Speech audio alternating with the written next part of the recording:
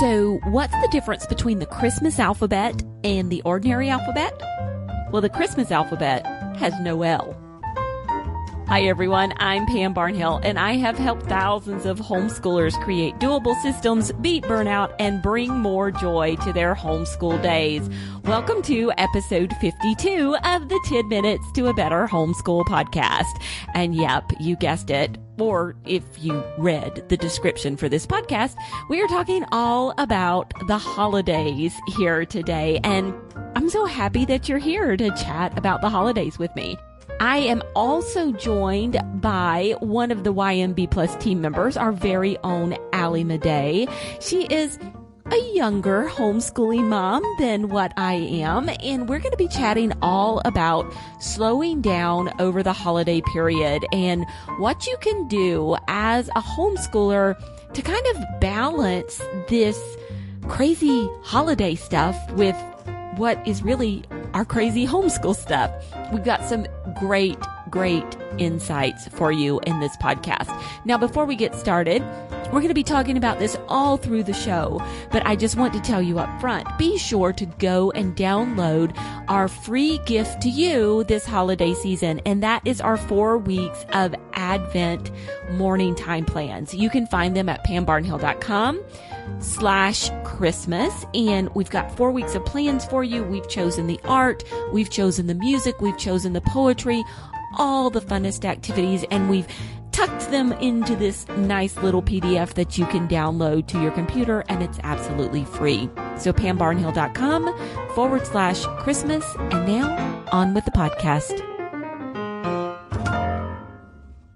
I am joined today by one of our team members here at Your Morning Basket Plus, Miss Allie Madej. Hey, Allie, how are you doing? I'm doing great. Thank you so much for having me today. Well, it is awesome to have you on. Allie is a homeschooling mom of 4 kids, and they are 9, 7, 5, and 3. So you have your hands full. I do. And we just added a new puppy. So hands full even more. Oh, very much so. Yes. If you're housebreaking a new puppy, so much work with that one. Well, we are here today. Like, you're going to have a lot going on this Christmas time at your house. And so we're getting prepared for the holidays. And how are you feeling about the holidays? No, I usually get overwhelmed about the holidays. So when I first start thinking November and December, we have a lot of birthdays. There's a lot going on, and it starts to feel overwhelming.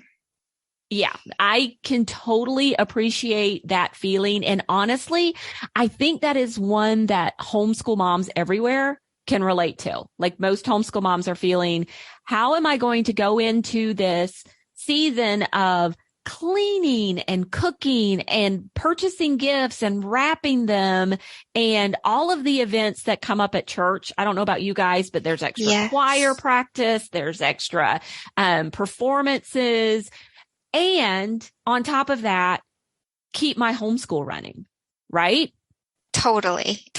And then when I look at when I hear Advent, what we're supposed to be doing is not being weighed down and not being distracted. So I'm trying early to figure out how I can balance all of that.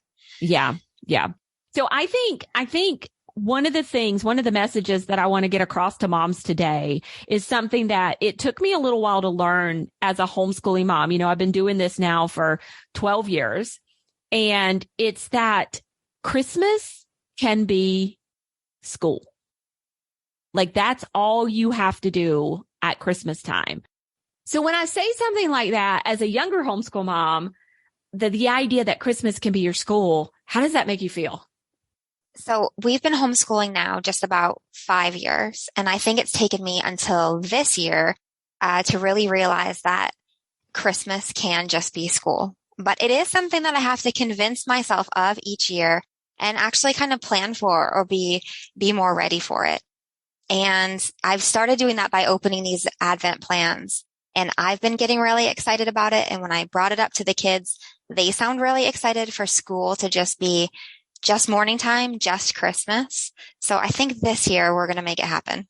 I love it. Okay. So Allie is referring to our free Advent plans that we have on our website, and we're going to give you the link so you can go download that. That's at pambarnhill.com/Christmas. And it's 4 weeks of morning time plans, absolutely free, that you can do throughout this Christmas season. And, I think, Allie, it took me about 5 years myself to make that shift, that idea of, you know what? It's okay that we're not still doing the reading, the writing, the language arts, the history, the science, all of that stuff between Thanksgiving and Christmas, that we could just lean into all of the Christmassy kinds of things. And we were still learning so much. I'm excited about that. And I think what it took is last year we had company. So it was almost that when I wanted to do all of the things, we weren't checking it off, and it was leading to stress. And I think this way, naturally, it won't feel like school, but we will still be able to check things off. Does that make sense? Like when I look at the list of everything included in these, there is math, there is art appreciation, there's art projects, there's music, there's poetry, there's prayer. Everything is there that it will naturally feel like we're accomplishing something. Yeah. I think that's a big thing for those of us who are a bit of list checkers, who are like, not just, okay, well, we're just going to bake cookies and we're going to call it good, and watch Christmas movies. We want something a little bit like, because sometimes our kids still need structure. Sometimes If we were to say, oh, we're not going to do anything at all, that would just be chaos at our house. Totally. And I think this will still start our day. So we do morning time all through the year. So I think we'll start morning time just as we would, but it will be this Advent morning time, and it will leave plenty of space for all those other things. Say we're having the kids send our Christmas cards out or bake cookies. The space is still there for all of that too. And then this will be what we do in the morning. Yeah, I love that so much. And you're right. It is. The plans are full of there's math in there. Now it's not complete a math worksheet. There's actually some interesting math activities in there that revolve around the holiday season and the art. And then I think one of the best things about the plans is the extensive list of books that are available in there. So that's what I did to get myself excited last night, actually printing everything out. And I just love loading up my library holds and second sale books and Amazon cart and getting excited for all of those books. Yeah. And so there are some great books in there that are based around some of the nature study, like why evergreens keep their leaves, but then also around the music. There's actually a book about George Handel, and then just some wonderful Christmas storybooks as well. Exactly. We can't wait for why Christmas trees aren't perfect. That's one I'm excited to read with them. Oh, I think that's going to be really, really good. The Birds of Bethlehem, one of the Tommy DePaula books, love him. And so just so many good things there. And then I noticed the Night of Las Posadas is on the list. And so now not only you can branch out and do a little bit of geography, because you're going to travel down to Mexico and learn, all about some culture, related to Christmas down there. So there's so much in here, geography, math, all of the different things, but it's a nice, gentle, seasonal thing that you can do that is going to feel good at Christmas. Totally. And the longer read alouds, we're going to read The Best Christmas Pageant Ever. And I'm really excited because our high school is putting on the performance. So it's always neat when there's a book here or something we're reading that then we can go see local too. I love that so much. So I read that one with my kids, probably when they were just a little bit older than the ages of your kids now. And actually, I think we did the audiobook in the car that year as we were traveling around and running all the Christmas errands and doing the Christmas things. We were listening to the audiobook of that one in the car. So that is one of the perfect ways to do that. But, as I had been, it was about 5 years into my teaching journey or my homeschool journey that I decided, this is something I can do. I can really lean in and do the Christmas thing. And, we're baking cookies together. So there's math going on. You never even think about this, but the idea of wrapping a present, you've got to be able to estimate the right size of wrapping paper to wrap that present. And so when you have a young kid, you can have those conversations, and those estimating skills are so important in math. And so just by living through the Christmas season, you're doing that. But it was maybe about another 5 years after that I remembered back when I was teaching, they did a lot of Christmassy stuff in schools between Thanksgiving and Christmas. There was a lot of preparing for a play, or, all of these little events that the kids got out of class for, or they were doing Christmas crafts or Christmas art or reading Christmas stories.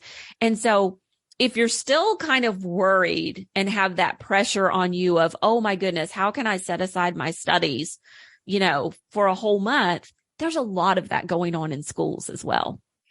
I remember that too. And when I think back of my own experience in school, because I did go to school, those are some of the only memories I have of elementary school, say making the ornament for the big Christmas tree that we had in the foyer.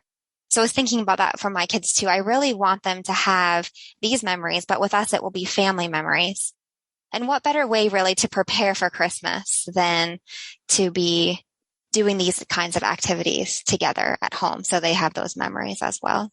Oh, I love that so much. Yeah, I didn't even think about that. Like when I think back on elementary school, I remember reading more than anything else. Like that's my big memory. But I can also remember being in the Christmas play. Like I was an angel in the Christmas play.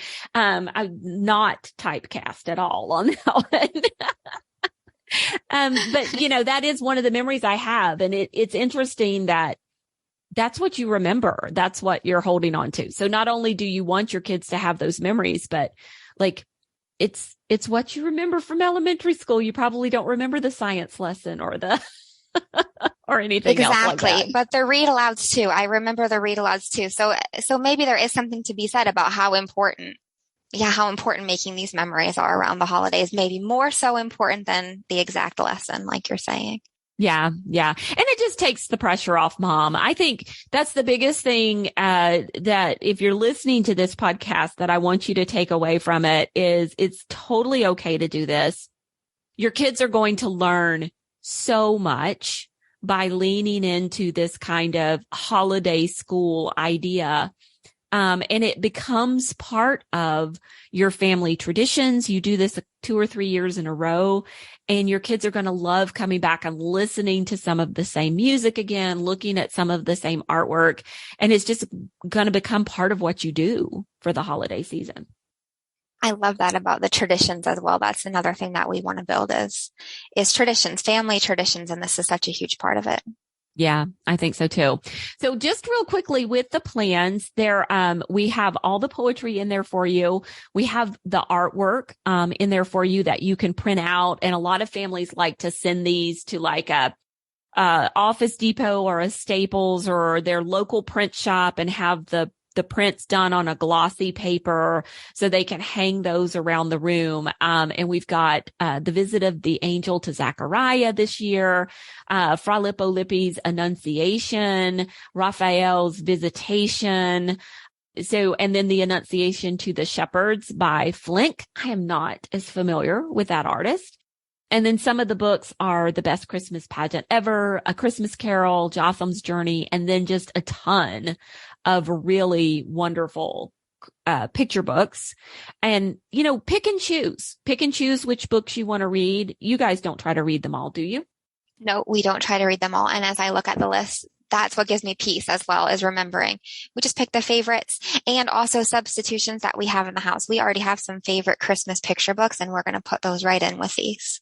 Yeah. Yeah. Because you know what? Christmas comes every year. So next year you just choose other books from the list to read or read your favorites. There's some wonderful scripture memory work in here.